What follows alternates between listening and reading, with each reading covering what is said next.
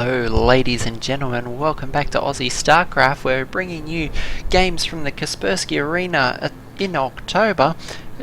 Today we've got game 2 of Tefel Vs Bly. In the bottom left hand corner is our red Zerg. We have HOTS Bly. In the top right hand corner we have Tefel playing as our green Zerg. So this best of 5 series, it is game 2, with Tefel being able to take the first game, so we'll see if Bly is able to return the favour here in game number 2, or whether Tefel will be able to continue sweeping all his opponents before him. The map is, of course, Whirlwind, and we have cross-spawn locations, so this could potentially develop into a very long macro game, with both players able to take quite a lot of bases. Alternatively, as you never know in Zerg vs Zerg shenanigans, we could have these players go for some sort of early 10 pool and shut things down very quickly, so it'll be interesting to see what these guys go for. He had Tefel chose to open spawning pool first, so we'll see if he elects to go that route again. Bly did have was quite the aggressor in the previous game. We'll see if he's able to execute that a little bit better this game, or whether. Oh, and we do in fact have Bly going spawning pool first, so obviously deciding he wants to get things started just a bit quicker. Extractor already on the way, so I think we could see quite early Zergling speed out of Bly, and in fact we do. We have 3 drones in gas, and Extractor nowhere near started for Tefel, so this could be very interesting out of Bly. We may even almost see one base speedlings out of him at this point. Now, gotta say that would probably take Tefel by surprise, not really something most players at this level would consider doing. So we'll see just what Bly has in mind.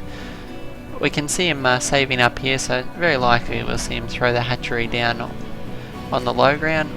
We'll see when he decides to grab a queen. Yep, it is queen first, so we could have quite a surge of Zerglings, and Tefel's thrown down his hatchery before he's even started mining gas, so you can in fact see that Bly's Zergling speed is going to be close to finished by the time that Tefel can even start his, so there's going to be a massive differential between when these two players can actually, when Tefel can actually engage with any degree of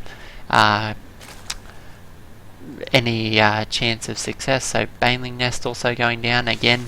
It's going to be very far ahead of Tefel, so all of that said, if Tefel's able to hold this expansion, he will be in a significant economic lead. We see Bly actually hasn't thrown down his expansion, is electing to go one base speedling, his speed almost finishing up now. So that'll kick in momentarily. We have spine crawlers going down here. Tefel knowing he's got to hold this. His queen's down to protect that spine crawler. Have a lot of Zerglings coming up here. Zergling speed seconds away from completion, 10 or 15 seconds. How's Tefel going to respond to this? He has one spine crawler, but I can't help but feel that Bly could blast past that into the main, which is still relatively defenseless. So, Baneling's morphing in. This could be quite devastating if he can get these to connect just a little bit better this time. Bly's speed now kicking in is going to be able to get much more favourable engagements on these Zerglings. Don't let those Banelings detonate, just the one. Yep, much better control out of Bly this game. We have Tefel almost defenseless. He's got a couple of queens and a spine crawler. Is it going to be enough to hold off? Bly committing everything. There's a one base virtual all in at this point. It'll either make it or break it for Bly here. Can he get these? He really needs to get the Banelings up into the main base, but good control from Tefel's being able to pick off all these Banelings. We have speedlings in the main. They've got to do something to these drones. Can they actually do some damage? We have a spine crawler and queens down in the main. How much damage can Bly do? He's continuing to run more and more speedlings across the map. Will this one base all in work for him? Tefel not actually doing anything with his workers here at this point. Just more and more Zerglings in the production tab, almost nothing in the tab, but Tefel pretty boldly just continuing to drone up. If we check the workers killed, we see that it is 7-0, but now we have a swell of Zerglings from Tefel, and we see the advantage of having 2 hatcheries with multiple queens, able to get just a lot more Zerglings out on the field than Bly is. So this could bode very poorly for Bly, unable to break through Tefel's defences. We have Tefel's Speedlings continuing to chase down Bly's Speedlings. We have a hatchery going down for Bly now, but quite late though. We don't have a lot of workers left on the field. If we check out the income tab, what is it? We actually have 15 to 17 harvesters, so not as bad as it could be for Bly. Bly continuing to throw down some more Speedlings. Very back and forth game. Surprised that Bly managed to do as much damage as he did.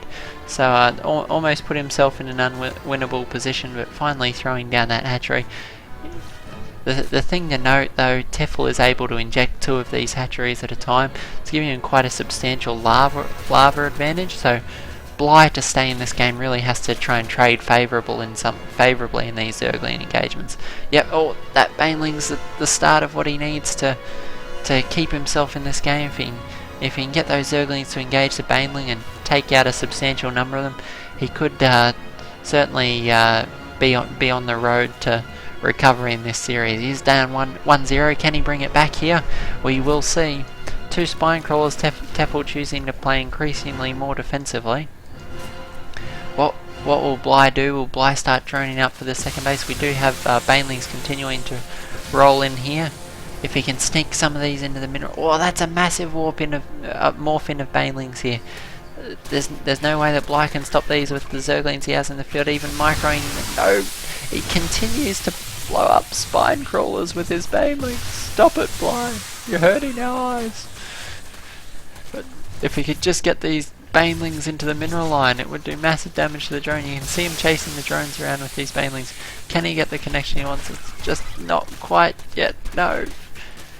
Continuing to do good damage, but if he could just... nice Baneling detonations there. If we look at the units lost tab, it's almost dead even for these units.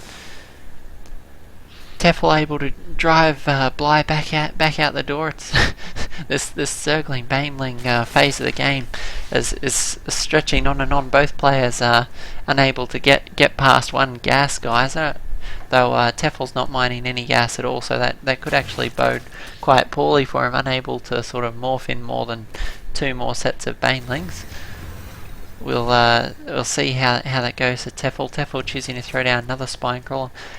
Bly now starting to drone up a little bit behind this. I think that Bly might have managed to work his way back into this game. A 3rd spine crawler going down from Tefel. Bly really wants to break through this before these spine crawlers complete. Can he lock down his queen? He does. He picks off the queen, so that lava advantage is going to evaporate now. We have a massive group of Banelings here moving in. Tefel morphing in his own, but it's too late. Many more on the left. That's going to take down the last spine crawlers. Oh, Baneling detonation. Look at that Baneling detonation. All the workers almost dead. If he can get a few Zerglings in, he's going to be able to finish these off. These Zerglings, these workers so close to dead. And you see that was just one Baneling. If he could have gotten 2 or 3 in there, this Tefel's entire production would be...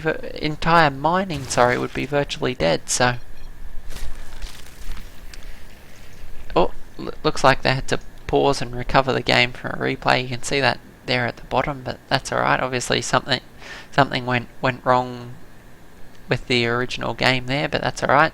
Some sort of technical glitch. Glad they added that replay feature. Would have been a bit boring if it cut out pre-ending on us. Don't want a premature ending to this game. Both these players back and forward tremendously. Income relatively even, but Tefel with a slight edge. Baneling's coming in now.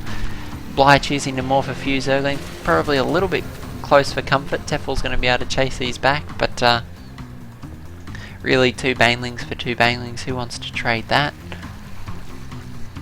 Oh, Tefel, all these yellow drones. I just can't help but feel if Bly had put 2 Banelings in there instead of into the spine crawler, he'd be in a commanding position.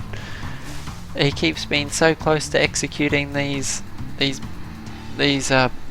Baneling aggression, but just the Banelings in there now. Can he go past? The Banelings are in the mineral line and they're killing workers. Look at that, 20 workers going down. Well, of course 7 or 8 of those were from the earlier engagement, but you see just how cost effective that is. Look at the change now. We have Bly up 38 harvesters to 25. Tefel clearly not happy about how those Banelings slipped through, but Tefel now on the back foot.